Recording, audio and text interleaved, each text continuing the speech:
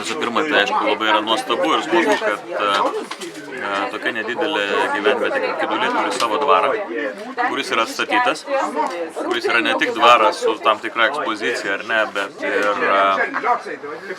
dvariškiais, kurie mus pasitiko. Ir jie ne tik pasitiko, bet mes ragavome vyną Kėdulių ir matėme programą, buvo šokami dvaro šokiai, taip kad iš tiesų tikrai yra labai smagu, kad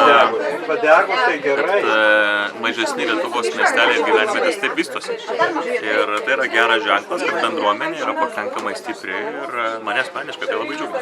Na, aš esu matęs tikrai pakankamai nemažai gražių pastatų, bet visada kas gali žavėti, tai arba gamta, arba žmonės, ar ne? Tai panašu, kad tiek kompleksas buvo gražus, tiek žmonės, kurie jame, tiek gamta aplinkui, bet viena labiausiai tai turbūt vis tiek žmonės, degančios jų akis, ir tada supranti, kad žmonėms reikia gerokai daugiau negu tiesiog gyventi.